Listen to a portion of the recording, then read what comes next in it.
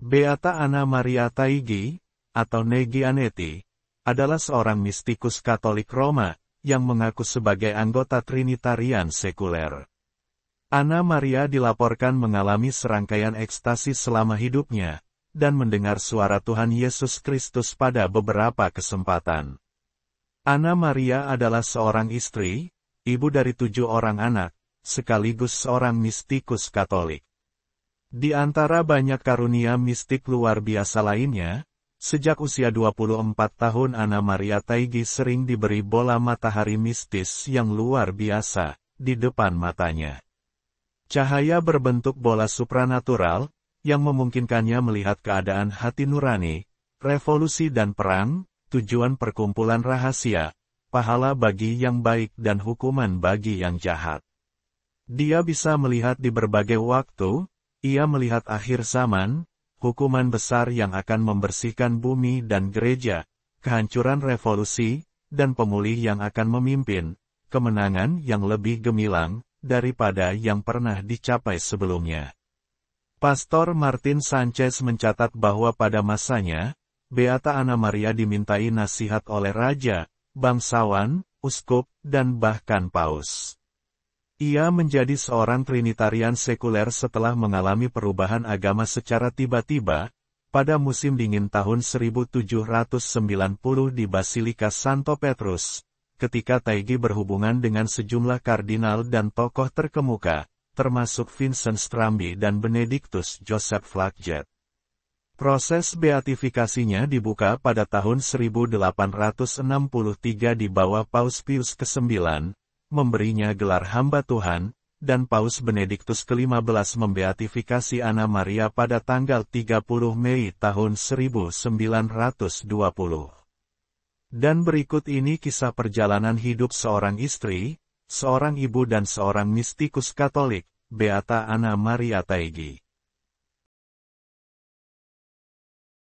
Anna Maria Gianetti lahir di Siena, Italia, pada tanggal 29 Mei tahun 1769, sebagai anak tunggal dari pasangan Luigi Gianetti dan Maria Masi.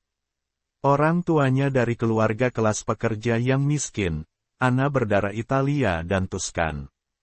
Pada tanggal 30 Mei tahun 1769, ia dibaptis di gereja paroki setempat dengan nama Anna Maria Antonia Gesualda. Ayahnya bekerja sebagai apoteker di sebuah toko kecil di Siena. Karena bisnis ayahnya bangkrut ketika ia berusia 6 tahun, ia pindah bersama orang tuanya ke Roma, di mana ia tinggal selama sisa hidupnya. Di Roma Luigi mendapatkan pekerjaan sebagai pembantu rumah tangga. Dari tahun 1774 sampai tahun 1776, Anna Maria bersekolah di sekolah yang dikelola oleh suster-suster Filipini, selama 2 tahun. Setelah lulus, ia bekerja sebagai pembantu rumah tangga, dan beberapa pekerjaan lain yang tidak memerlukan keterampilan, untuk membantu keuangan keluarganya. Saat tinggal di Roma, ia dijuluki Anet.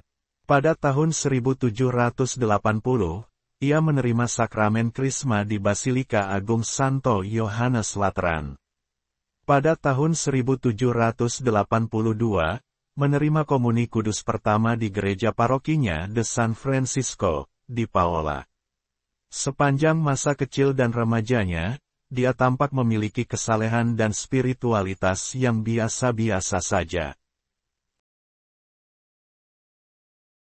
Pada tanggal 7 Januari tahun 1789, di usia 20 tahun, Anna Maria menikah dengan Domenico Taigi, seorang porter atau pelayan koki untuk Pangeran Chigi, sebagai istri muda. Meskipun moral dan kesalehan Domenico suaminya sangat baik, tetapi dia memiliki temperamen yang buruk. Domenico berwatak kasar, tidak sopan, temperamental dan tidak menyenangkan. Karena sikapnya yang kasar dan mudah marah, membuat Anna sangat menderita dan tertekan. Akan tetapi hal ini juga yang membuat Anna terlatih akan kesabaran, kelembutan, kerendahan hati serta kemurahan hatinya. Meskipun Domenico mempunyai banyak sifat dan sikap buruk, namun ia tidak pernah melakukan kekerasan fisik kepada istrinya, tetapi ia memang terkadang bersikap sebagai seorang otoriter. Dia sangat mencintai istrinya, ini dapat terlihat dari kesaksian jujur dan tulus, yang ia berikan selama proses resmi beatifikasinya. Anna Maria melahirkan 7 orang anak, 3 di antaranya meninggal pada saat masih kanak-kanak. 2 anak laki-laki dan 2 anak perempuannya tumbuh menjadi dewasa, dengan perhatian penuh, disertai pendidikan agama dan moral yang baik. Tetapi sebagai seorang ibu, kehidupan keagamaan Anna kurang begitu baik, penuh dengan kelalaian, kesembronoan dan banyak memenuhi hidup untuk duniawi saja. Sebagai istri, Anna Maria lebih banyak hidup untuk dunia daripada untuk Tuhan. Suatu hari di musim dingin, Anna Maria dan Domenico Taigi pergi ke Basilika Santo Petrus. Berjalan di tengah orang banyak, dengan pakaian mewahnya dia menggandeng lengan suaminya di piazza. Berdesakan, mendorongnya ke arah seorang pastor Angelo Ferrandi, seorang servite atau pelayan Tuhan. Pastor itu belum pernah melihat wanita muda itu sebelumnya, tetapi ia mendengar suara batinnya berkata, "Perhatikan wanita itu, karena suatu hari nanti aku akan mempercayakannya kepadamu, dan engkau akan berusaha mengubahnya. Ia akan mengkuduskan dirinya sendiri, karena aku telah memilihnya untuk menjadi orang suci." Anna Maria pergi ke gereja sebelah, untuk mencari kenyamanan dari gelisahnya dalam pengakuan dosa. Ia memilih tempat pengakuan dosa yang dikelilingi oleh banyak peniten. Saat Anna memasuki ruang pengakuan, air matanya mengalir deras, dan ia berseru pada Pastor Angelo. "Bapa, di kakimu ada seorang pendosa besar." Kemudian pastor bertanya dalam hatinya, "Siapakah orang yang tidak dikenal ini?" Kemudian pastor berkata kepadanya dengan kasar, "Pergilah, kamu bukan salah seorang penitenku." Meskipun begitu, dengan terpaksa ia akhirnya tetap mendengarkan pengakuan dosa Anna Maria, dengan terburu-buru. Kemudian pastor itu memberikan pengampunan secara singkat dengan luapan kemarahannya. Dia membanting kuat pintu ruangan hingga tertutup, lalu meninggalkan wanita yang malang itu, dalam keadaan sangat gelisah dari sebelumnya. Kemudian Anna Maria merasa kecewa dan berputus asa, karena perlakuan ini. Setelah menerima penghinaan ini, Anna Maria kembali bertekad untuk berdoa, kali ini di gereja Saint Marcellus, tempat ia dulu menikah. Dia memasuki salah satu bilik pengakuan dosa dengan perasaan gentar, ia mendapati dirinya di hadapan Pastor Angelo Ferrandi yang itu lagi. "Kini, Tuhan kita memampukan pastor untuk mengenali Anna. Akhirnya engkau datang putriku," katanya. "Tuhan kita mengasihimu, dan ingin engkau menjadi miliknya sepenuhnya." Kemudian pastor menceritakan tentang pesan Tuhan, yang pernah diterimanya sebelum ini, waktu di Basilika Santo Petrus. Anna Maria telah menghabiskan 3 tahun dalam hal-hal duniawi yang sia-sia, dan kini mulai memasuki kehidupan baru. Pastor Angelo mengemban tugas teramat berat, sebagai pembimbing rohaninya. Sebab Anna Taigi bukanlah seorang biarawati Karmelit, atau janda yang saleh, melainkan istri muda Domenico Taigi, dan akan menjadi ibu dari anak-anaknya. Letak tugasnya yang utama dalam segala hal lainnya, penebusan dosa, doa, mukjizat, ekstase. Dia hanya dapat memainkan perannya terbatas, sejauh kewajiban yang memungkinkan, dengan statusnya sekarang. Pastor Angelo selain memiliki pengetahuan mistik, dia juga harus mempunyai akal sehat, kerendahan hati yang mendalam, guna untuk membimbing ibu dan istri muda ini. Sang pembimbing menuntut pemurnian, untuk tujuan itu Tuhan memberi Anna kesadaran yang tajam akan kelemahan, dan kesengsaraannya sendiri. Semangat pertobatannya muncul sejak saat pengakuan dosanya di Saint Marcellus. Setelah kembali ke rumahnya, ia bersujud di depan altar kecil di kamarnya. Dia mencambuk dirinya, dan membenturkan kepalanya berkali-kali ke lantai, hingga berdarah. Pastor Angelo segera harus menahan dahaga akan pertobatan dan pertapaan ini, serta mengingatkannya, bahwa ia adalah seorang istri dan ibu. Mukjizat pertama Ana, adalah membuat suaminya setuju jika istrinya melepaskan keduniawiannya. Domenico pasrah pada kehendak suci istrinya, yang menyerahkan diri dan cintanya kepada Tuhan. Sekarang Ana mulai mengenakan pakaian yang paling sederhana, tanpa kemewahan dan perhiasan. Tuhan telah menetapkan bahwa wanita berusia 21 tahun, yang sedang menyusui bayi yang baru lahir ini, yang akan menjadi orang suci, juga akan menjadi penolong yang besar, bagi gereja. Tidak lama setelah kedatangannya yang sungguh-sungguh kepada Tuhan, Tuhan kita menunjukkan langkah pertama dalam pendakian Ana kepadanya, nilai yang sangat besar dari kesederhanaan dan kasih sayang terhadap orang lain. Ingatlah bahwa engkau harus berhati-hati dalam segala hal. Iblis adalah roh pertentangan putriku. Siapa yang berada di bawah pengaruh iblis tidak dapat hidup tenang, baik siang maupun malam. Sebaliknya, rohku adalah roh kasih dan damai, penuh dengan kerendahan hati, terhadap segala sesuatu yang bukan dosa. Ana selalu mendengar suara batinnya. Yesus berkata kepadanya, "Kebajikan terbesar adalah berada di tengah dunia, namun tetap menjunjung tinggi dunia." Yesus juga berkata kepadanya, kebajikan terutama terletak pada penyiksaan diri, terhadap keinginan sendiri. Perawan Maria yang terberkati juga berbicara kepada Ana Maria, "Engkau harus mengabdikan diri terutama untuk melakukan kehendaknya, dan senantiasa menyerahkan diri kepadanya, dalam keadaan hidup yang telah ia kehendaki, untuk engkau jalani, disitulah letak panggilan khususmu." Keutamaan sejati adalah menyerahkan keinginan kita, demi cinta kepada Tuhan dalam segala hal.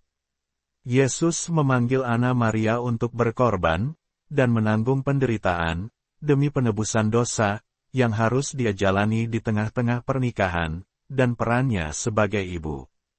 Dalam kehidupannya yang biasa, ia mengalami kemajuan dalam kekudusan dan kesucian.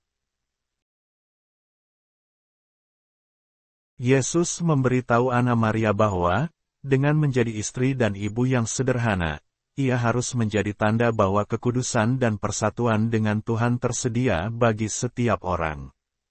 Ia selanjutnya menyatakan, Yesus menggambarkan misinya.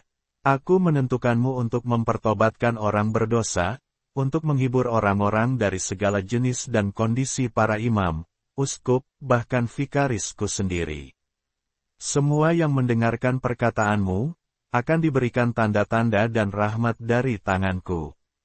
Namun, kamu juga akan bertemu dengan orang-orang yang palsu dan pengkhianat, kamu akan menjadi sasaran ejekan, cemoohan, dan fitnah, tetapi kamu akan menanggung semuanya itu demi cinta kepadaku." Hal ini membuat Ana Maria gentar. "Ya Tuhanku, siapakah yang kau pilih untuk tugas ini? Aku adalah makhluk yang tidak layak untuk menginjak bumi."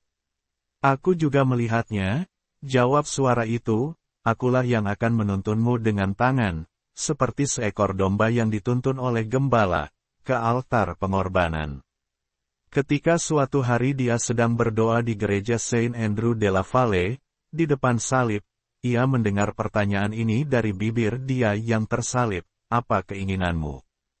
Mengikuti Yesus yang miskin dan telanjang, serta dilucuti dari semuanya, atau mengikutinya dalam kemenangan dan kemuliaannya? Mana yang kau pilih?" "Aku memeluk salib Yesusku," jawab Ana. "Aku akan memikulnya, seperti dia, dalam kesakitan dan kehinaan. Aku menanti kemenangan dan kemuliaan di tangannya di akhirat." Pada tahun 1790, tepat pada tahun ia dipanggil, Ana Maria menerima anugerah yang paling unik dan luar biasa, dari Tuhan kita, yang dijadikan salah satu dasar pertimbangan ketika dibeatifikasi. Saat itu, ketika Ana berada di rumahnya yang sederhana, dia melihat sedikit di atas kepalanya, seperti matahari dengan cahaya menyala-nyala, yang dimahkotai oleh lingkaran mahkota duri, tampak dua duri panjang mencengkeramnya, di tengahnya terdapat kebijaksanaan abadi, yang diwakili oleh seorang wanita muda yang duduk dalam perenungan. Lapisan-lapisan awan menutupi cahaya yang menyilaukan itu, tetapi awan akan menipis atau menghilang tergantung tingkat kemurnian hatinya. Di antara karunia-karunia lainnya, yang paling luar biasa adalah karunia yang ini, karunia bola matahari supranatural yang muncul di atas kepalanya, selama kurun waktu 47 tahun. Dengan ia melihat cahaya matahari ajaib tersebut, ia dapat melihat sesuatu hal dan kejadian yang ada di sekitarnya ataupun yang jauh, secara supranatural. Ana juga bisa melihat kejadian-kejadian di masa depan, membaca rahasia-rahasia dalam hati, serta keinginan atau niat yang terpendam, atau dorongan-dorongan yang paling tersembunyi dan paling dalam, dari seseorang atau sekelompok orang. Dalam cahaya ini ia akan melihat, tidak hanya segala sesuatu yang dapat menuntunnya menuju kesempurnaan, atau melihat kematiannya, tetapi juga segala sesuatu yang dapat membantu memenangkan orang lain bagi Tuhan, dan memungkinkannya untuk membantu gereja yang militan, atau yang menderita. Dia melihat pikiran paling rahasia dari orang-orang yang dekat ataupun jauh, peristiwa dan tokoh-tokoh dari masa lalu. Dia hanya perlu memikirkan sesuatu, maka hal itu akan muncul dengan sendirinya, dengan hasil yang jelas dan lengkap. Hanya dengan melirik matahari mistik ini, dia masuk sesuka hati ke ruang-ruang Dewan Raja yang paling rahasia, dan tahu apa yang ada di dalamnya. Dia melihat orang-orang yang menangani urusan, tempat-tempat yang bersangkutan, pendapat yang dipegang masing-masing, ketulusan atau tipu daya para menteri, semua diplomasi pintu belakang di era kita, dan juga dekrit-dekrit dari Tuhan untuk kebingungan orang-orang yang berkuasa ini.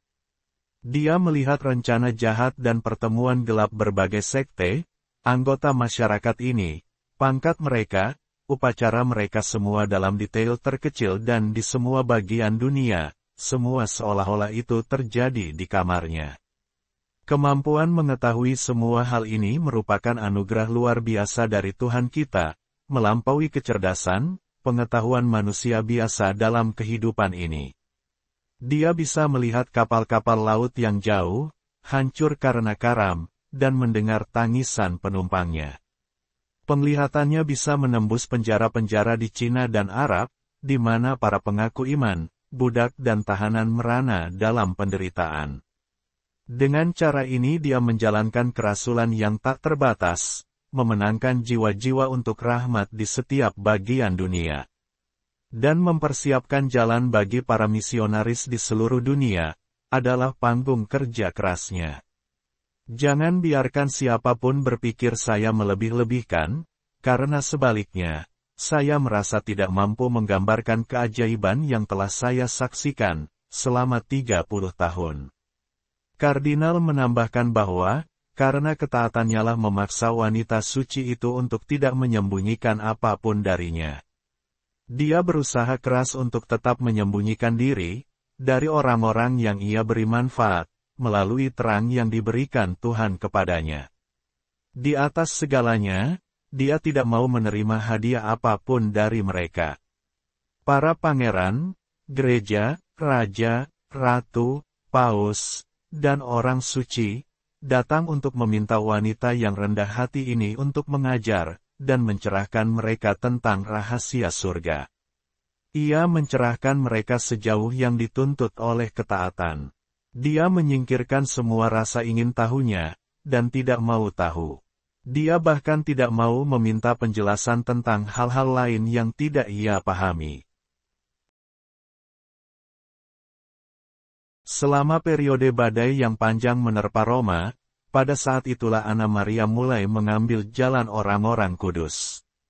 Paus Pius ke-6 meninggal di Valens, Pius ke-7 menjadi tahanan di Fontainebleau.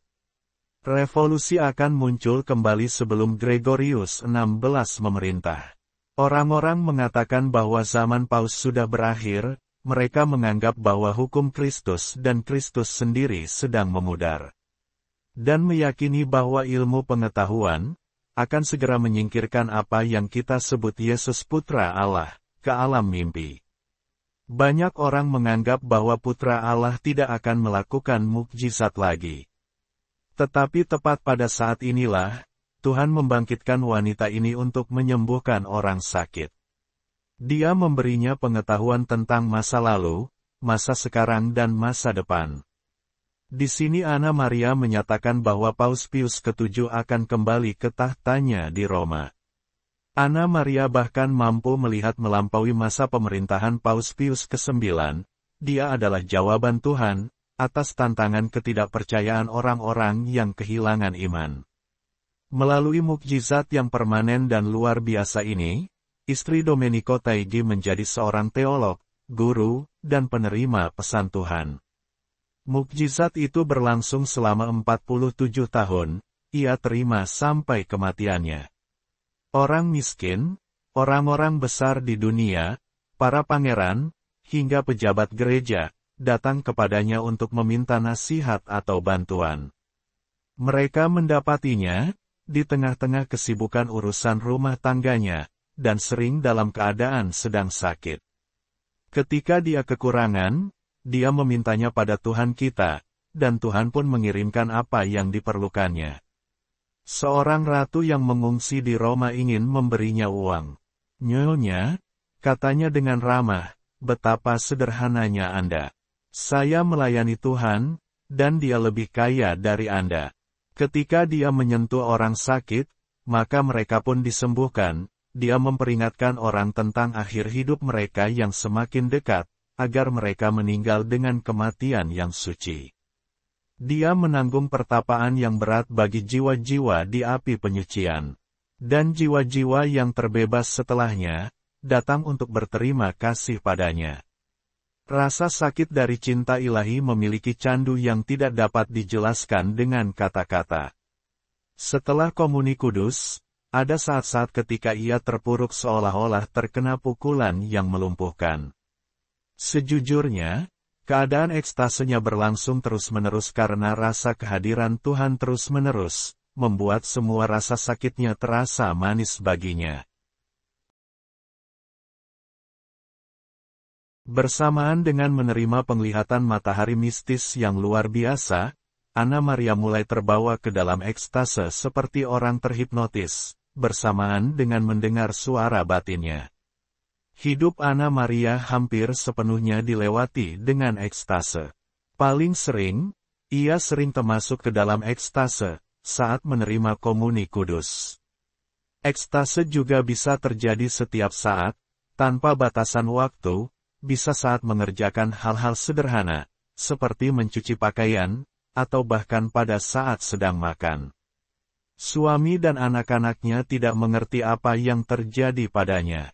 Suatu kali ketika Anna jatuh ke dalam ekstase di meja dan kembali sadar, suaminya menggerutu padanya dengan berkata, "Bagaimana kamu bisa tertidur di meja? Kamu terbius oleh tidur. Kamu harusnya tidur lebih awal." Pada malam hari, ketika kami berdoa rosario, ada saat-saat ketika ia tidak menjawab. Di meja makan, ia juga sering linglung, kadang-kadang dengan garpu di tangannya, kadang-kadang tanpa bergerak. Saya berbicara kepadanya dan ia melanjutkan apa yang telah ditinggalkannya, sambil tersenyum kepada saya, kata Domenico. Suatu ketika ia tertidur dengan mata menghadap ke surga, putrinya Mariuccia berkata sambil menangis. "Ibu sudah meninggal. Ibu sudah meninggal." "Tidak, ia sedang berdoa," kata Sophie menimpali. "Diamlah, ibu sedang tidur," ucap Domenico. "Biarkan ia sendiri, ia tidak tidur tadi malam." Ketika mendaraskan rosario keluarga setiap hari, Anna sering mengalami ekstase, ia seperti tertidur pada saat berdoa. Suatu ketika Kardinal Pedicini, pagi-pagi datang menemuinya di rumah, dia mendapati Anna Maria dalam keadaan ekstase. Ini sering terjadi. Dan Kardinal terpaksa harus menunggu dengan sabar, sampai dia sadar kembali. Ekstase akan kembali menguasainya di tengah-tengah percakapan kami. Saya akan menunggu lagi. Hanya ketaatan yang memiliki kekuatan untuk memanggilnya kembali. Pengaku dosanya berkata, saya sering menjadi saksi ekstasenya, ketika kami biasa mengunjungi 7 basilika bersama Kardinal Pedicini. Setelah komuni kudus, ketika dia merasakan ekstase yang akan menguasainya, ia pun segera mengakhiri pembicaraan, dan bergegas kembali ke dapurnya, tetapi Roh Kudus seringkali menguasainya di jalan sebelum sampai ke dapur, sehingga ia harus ditemani. Pemandangan salib, bunga, atau patung Bunda Maria, akan membuatnya berhenti, terpesona oleh kasih Tuhan, ia pun terlarut dalam ekstasenya. Inilah kesaksian kemurahan hati seorang Anna Maria Taigi. Suatu hari di musim dingin, ketika ia keluar dari gereja Pieta bersama Monsignor Natali. Dia bertemu dengan seorang pemuda yang hampir telanjang di jalanan. Matanya tampak sayu, ia menangis karena kedinginan dan kelaparan. Seluruh tubuhnya benar-benar tertutup oleh kotoran, yang membuat orang-orang yang lewat menjauh darinya. Dia seperti orang yang terserang wabah penyakit. Anna berlari menghampiri dan memegang tangannya, lalu menuntunnya ke rumah. Anna menghangatkan dan memandikannya, lalu memberinya pakaian. Setelah menyembuhkan dan menghiburnya, dia memberinya sedekah. Dia mengantarnya pergi, dengan 1000 ungkapan rasa hormat, sehingga pemuda itu menangis terharu, dan tidak bisa berkata apa-apa. Di hari yang lain, ketika dia telah sampai di gereja Our Lady of Consolation, ia melihat seorang wanita miskin yang tergeletak di jalan, mulutnya berbusa, karena serangan epilepsi. Orang-orang yang lewat menjauhinya pura-pura tidak melihatnya. Anna mendekat, menyeka air matanya, mengangkatnya, dan membelikannya minuman anggur penghangat. Perbuatan amal itu pun menular, kerumunan itu berhenti. Mereka mengumpulkan dana sukarela dan diberikan kepada wanita miskin itu. Setelah wanita itu sembuh, Anna menghapus dosanya dan pergi ke gereja. Di sana kegembiraan luar biasa sudah menantinya. Dia mendengar juru selamat kita berkata kepadanya, "Terima kasih putriku, atas perhatian yang telah kau berikan kepadaku." Yang berikutnya, di rumah sakit Saint John, dia memilih untuk menjenguk orang sakit yang kehilangan harapan untuk disembuhkan, begitu juga di rumah sakit Saint James. Suatu hari Anna Maria ditemani Sophie putrinya, menjenguk orang sakit. Sophie melihat ibunya menjenguk, berpindah dari satu tempat tidur ke tempat tidur lainnya. Sambil membagikan manisan, dia juga membantu orang sakit mengeluarkan dahak dari tenggorokan. Dia mendekati seorang wanita yang wajahnya digerogoti oleh kanker, kepalanya ditutupi kerudung. Saat ia mendengar Annette, gumaman kegembiraan terdengar dari balik kerudungnya. Anna menghampirinya, membelainya, memandikannya, dan, sambil menidurkannya seperti bayi, berbicara kepadanya tentang surga.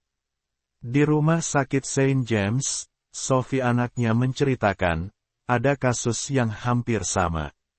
Ada seorang wanita bernama Santa, yang suaminya telah menjangkitkan penyakit menular kepadanya, ia mengalami kerusakan pada wajahnya.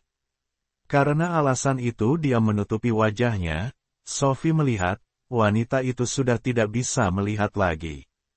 Setiap kali dia mendengar suara ibunya Anna Maria, wanita itu berseru, "Ini malaikatku." Dan ibu Anna akan tinggal lebih lama di dekatnya, ketika saya memanggil dan mendesak ibu untuk pergi, karena baunya yang sangat menusuk. Ibu Anna selalu menjawab, ciumlah aroma jiwanya, dia akan langsung pergi dari tempat tidur ini, naik ke surga. Anna Maria diberi rahmat untuk memperoleh kesembuhan. Di suatu hari, ketika dia mendengar bahwa putri salah satu kenalannya sakit, dia pergi mengunjunginya, dan menghibur ibunya. Pada setiap kunjungan, Anna selalu memberinya makan manisan. Pada akhirnya dia membuat tanda salib di atas putri itu dengan patung Bunda Maria, segera wanita yang sakit itu pun sembuh. Rahmat penyembuhan dianugerahkan kepada wanita yang rendah hati ini, sebagaimana sebelumnya diberikan kepada para rasul secara resmi. Segera setelah pertobatannya, ketika ia sakit parah di rumahnya, ia sedang mempersiapkan diri untuk kematiannya. Juru selamat kita menampakkan diri kepadanya, mengenakan jubah biru yang besar. Tuhan memegang tangan kirinya dan mengatakan kepadanya, bahwa ia menerimanya sebagai mempelainya dan menganugerahkan kepada tangan itu, karunia untuk menyembuhkan orang sakit. Kemudian ia berkata, "Bangunlah. Engkau sudah sembuh." Ana pun berteriak keras, dan bangkit berdiri. Kadang-kadang Anna Maria menyembuhkan cukup dengan menyentuh orang yang sakit dengan kekuatan tangan yang dianugerahkan padanya. Tapi untuk menghindari kekaguman yang berlebih, ia menggunakan patung Bunda Maria, atau Saint Philomena, dari relikui, atau minyak dari lampu nasar. Berikut ini beberapa kisah dari Bunda Anna Maria. Yang pertama, kisah seorang wanita dari keluarga bangsawan Albani sedang sekarat karena kanker rahim. Ia memohon kepada bapa pengakuan Anna, dan bapa pengakuan itu pun memohon kepada Anna. Beata memberinya setetes minyak dari lilin nazar, sambil berkata, biarkan dia mengoleskan minyak pada bagian yang sakit dan memohon kepada Bunda Maria. Malam berikutnya tumor itu pecah tanpa rasa sakit dan orang sakit itu pun sembuh. Rasa terima kasih yang meluap-luap pun mengalir. Wanita bangsawan itu menawarkan diri untuk menyuplai minyak, untuk lampu nazar yang minyaknya menjadi media penyembuhan. Anna memperbolehkannya. Botol minyak pertama dibawa menunjukkan rasa terima kasihnya. Anna hanya tersenyum. Dia tahu seberapa kuat wanita itu memegang janjinya. Namun, ingatlah bahwa kamu telah berjanji, dan jika kamu ingkar dan tidak menepatinya, kemalangan akan datang menyusul. Beberapa bulan kemudian wanita bangsawan itu tidak lagi mengirimkan botol minyak mingguan itu. Dia beralasan harus berhemat dan memangkas pengeluaran yang tidak perlu. Akhirnya bencana itu pun datang. Dia kehilangan pada propertinya yang luas, penyakit yang lama itu pun datang kembali, yang didapat hanyalah penyesalan dan pertobatan dari wanita malang itu. Yang kedua, seorang putri Doria, seorang religius dari SS Dominic dan Sixtus, yang juga menderita kanker rahim. Ia mengirim pesan rahasia kepada Anna, katanya, "Aku tidak ingin menunjukkan keluhanku kepada siapapun, oleh karena itu adalah tugasmu untuk menyembuhkanku." "Tetapi," jawab Anna, "menurutmu aku ini apa?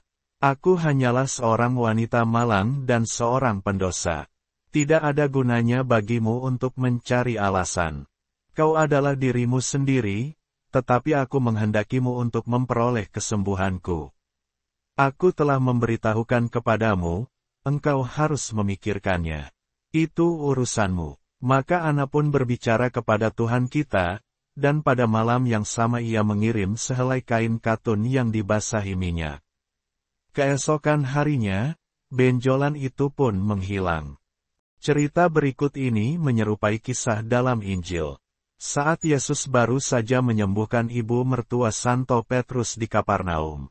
Orang-orang sakit mendengar hal itu, berbondong-bondonglah mereka mendatangi Yesus, melalui setiap jalan-jalan, dan bahkan melalui atap. Begitu pula yang terjadi dengan Anna Maria bersama Monsignor Natali. Mereka pergi ke rumah seorang wanita yang putrinya sedang sekarat, karena penyakit Croup, atau peradangan saluran nafas karena virus yang menyerang pita suara dan saluran nafasnya. Para dokter menyerah, hanya ibunya yang memohon kepada Anna, seperti nada wanita Kanaan. Anna menghiburnya dengan berkata, "Tidak akan ada apa-apa," lalu dia membuat tanda salib di tenggorokannya yang bengkak, gadis kecil itu pun sembuh. Seluruh lingkungan menjadi gempar. Seorang ibu lain, yang putrinya terserang wabah yang sama, dia juga meminta bantuan Anna Maria menyembuhkan anak ini. Ada tetangga yang ketiga, anak laki-lakinya menderita abses di telinga. Dengan belayan tangan kanannya, Anna pun menyembuhkan anak itu.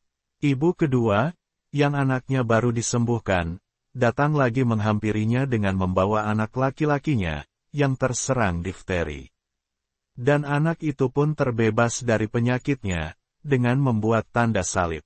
Konon, rangkaian penyembuhan itu terus berlanjut, dan seseorang sebagai saksi tahu betul bahwa kisah-kisah seperti ini, mungkin akan mengundang senyum dan cemoohan, tetapi jawaban sederhananya adalah, betapa bodohnya kita, jika Yesus Kristus itu adalah Tuhan, apa yang sulit baginya? Sebuah pengobatan yang lebih menggemparkan, salah satunya adalah pengobatan Marie-Louise de Bourbon, Ratu Etruria yang digulingkan dari tahta. Dia diusir dari negaranya, Jenderal Miolis telah menempatkannya dalam tahanan rumah, di biara SS Dominic dan Sixtus. Di situ dia tinggal dikelilingi oleh pengawasan kecil. Namun kesedihan yang menggerogotinya, berkembang menjadi epilepsi. Ia harus dikurung di apartemen yang ditutupi karpet tebal, karena dia sering berguling-guling, sambil berteriak-teriak panik. Setelah serangan ini ia terbaring tak bergerak, dan seolah-olah mati. Pengobatan terbukti tidak efektif. Ratu telah mendengar tentang kesembuhan Putri Doria, dia memanggil dan memohon kepada Anna Maria, untuk memohon kepada Tuhan baginya. Anna menyuruhnya untuk percaya kepada perawan terberkati. Dan kemudian dengan patung kecil Bunda Maria, Anna membuat tanda salib. Setelah itu epilepsi itu pun hilang dan tidak pernah kambuh lagi selamanya. Ratu pun dapat keluar dan berkeliling di Roma tanpa hambatan. Dunia medis menjadi gempar, karena kesembuhan seorang ratu yang tidak dapat dilakukan oleh medis, tapi disembuhkan dua orang pembawa sapu. Anna lebih suka menyembuhkan dengan membawa sapu. Namun, Ratu menunjukkan rasa terima kasih kerajaan kepada penolongnya, menjadikannya penasihatnya, saudara perempuannya di dalam Tuhan sampai mati, dan dengan setia menjaga lampu nazar yang telah ditinggalkan oleh wanita bangsawan lainnya. Berikut kisah-kisah ketidaksetiaan pada janji. Kisah penyembuhan seorang pemuda yang juga terserang epilepsi. Anna Maria melihat seorang pria cacat itu di tempat tidur, lemah karena penyakitnya. Orang tuanya sedih, Anna berkata, "Ayo, bangunlah, cepat, aku tidak tahan melihat orang terbaring di tempat tidur. Setidaknya kau tidak akan mati karena itu." Orang sakit itu pun sembuh, orang tuanya yang tercengang karena keajaiban ini. Karena rasa terima kasihnya, pemuda yang disembuhkan ini sering datang, untuk meyakinkan Anna, bahwa rasa terima kasihnya yang tak pernah pudar, dan menawarkan bantuan sukarela tanpa dibayar. Anna tersenyum dan berkata, "Kau akan segera melupakan semua ini." Benar saja begitu cepat ia melupakannya, sehingga ia tidak pernah terlihat lagi. Teguran itu datang, dia dihinggapi keluhan baru, karena malu dia tidak berani datang kepada Anna lagi, dan hidupnya berakhir dengan sedih.